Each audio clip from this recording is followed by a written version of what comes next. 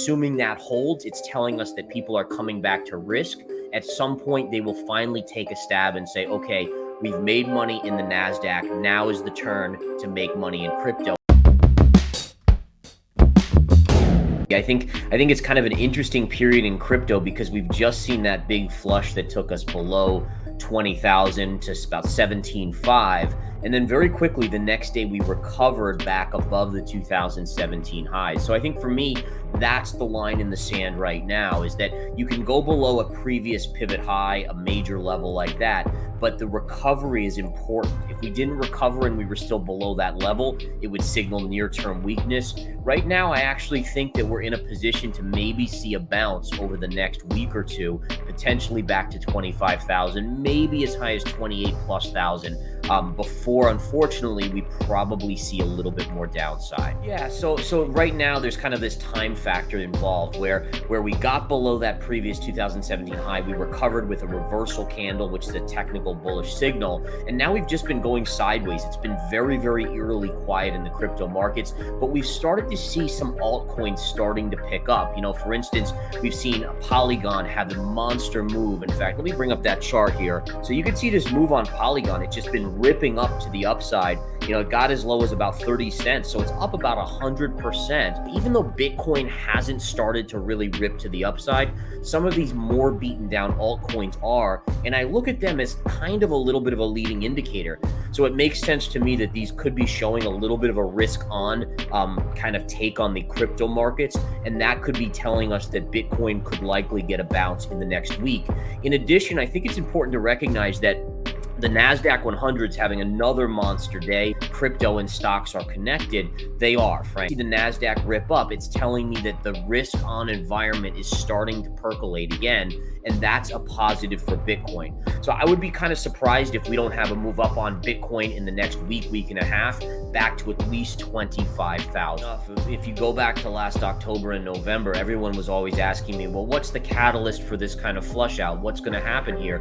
And one of the things that I was comparing the crypto markets to was the dot-com bubble, right? So this is taking us back to the late 90s, early 2000s, where you had a very similar scenario with dot-com companies. And we saw a lot of this in crypto, right? You've seen so many coins. I mean, now what do we have? 20,000 coins out there, and it's just not a healthy environment. So you know, one of the things I said back then is you need a deleveraging event. So the fact that we're seeing Terra Luna collapse, we saw the UST, we saw the Celsius. I mean, this is exactly what actually should be happening, and it's not over yet. Tightening of interest rates slows the economy. That's what it does, because it sucks money out of the system. So less money to spend, less money to go. Then you could see the Federal Reserve actually start to loosen again. One of the things I've kind of said is that you have the Federal Reserve dealing with a scale, right? So on one side, you have inflation. On the other side is their other mandate, which is unemployment. Right now, unemployment is super low, inflation is super high, right? So you have one really high, and what they're trying to do is they're trying to bring the scale back down and rotate it. Now, as unemployment starts to spike up and inflation comes down to, let's say, 4 to 5%, now they're going to say, wait a minute, now the scales are tipped the other way too much. We need to kind of stimulate the economy, and we'll deal with a 4 to 5% inflation rate, which stinks. All we have as technical, traders is to say that, okay, 4 years is what the cycle is, which kind of dictates that we should bottom out. Usually Bitcoin past cycles has bottomed out in that first year, that 12-month period. And then it kind of has a choppy period for about 6 months afterwards, before the next bull run starts. So, we're not at a year yet. So it still tells you that there could be some more downside. And then even after a year, you have to figure 6 months of choppiness before that next bull run. Now, my only fear, and this is kind of the unknown, and listen, no one knows this, is that this is the first period of Bitcoin where the Fed is aggressively tightening, and you're seeing this kind of, inflationary pressure forcing them to tighten and keeping them from printing at this point. But I will say this, do you think the next bull run will be the big one? And I know that sounds crazy because we've already seen big runs in Bitcoin, but my guess is when the market starts recognizing that the Fed is going to kind of do this whack-a-mole with unemployment and then inflation and then unemployment and inflation back and forth, there's no good end to this. And that's where Bitcoin is going to be that next big bull run. One of the reasons why I thought that this was a short-term bottom was because of a couple factors. Number one, the obvious one is that we pierced the 2017 highs, right? So just naturally, that's going to be a massive level where people are saying, okay, maybe this is the low in the charts. But more importantly, you see this down candle here, and then look at how we broke below and we closed below that 2017 high, but very, very quickly we reversed right back up. That's what we call a bullish reversal candle. So in technical analysis, that's a positive. So we've seen now the stock market starting to catch a bid. Assuming that holds, it's telling us that people are coming back to risk.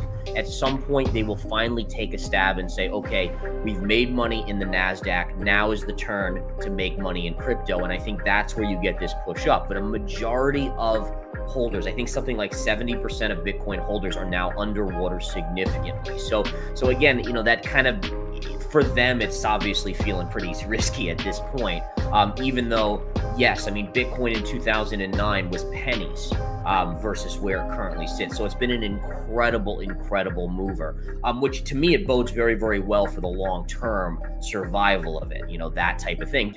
If you see this drop here, this kind of vertical move, if you take that distance here to this low, which was the Terra Luna collapse, that distance is about $14,000 on Bitcoin from this high to this low. And then if you look at this sideways consolidation and you take this high right here to the low down here, this is also $14,000. In the world of trading, we call that a measured move, and it usually denotes a short-term low because you've kind of completed the equal distance of the moves. And then really in terms of resistance, if we do get a bounce, you have to respect this low right here, this 25 and change low. That's going to be resistance. And if you continue up, this is really, I mean, look at all this choppiness right here. And if like price comes up underneath, that's going to be significant resistance. So I would say this is my low end target in the near term here, and this would be my high end target.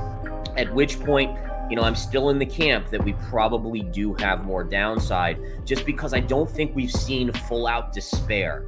People are upset, they're hurting, it's horrible. And let me just say this, is that when I made the call for 20,000 Bitcoin in last October, November, where the chart dictates what I do. And that's what it is. It's like, when it bottoms out, I'm going to be all in, not all in, I'm in one asset, but I will be fully invested with my diversified portfolio in cryptocurrencies.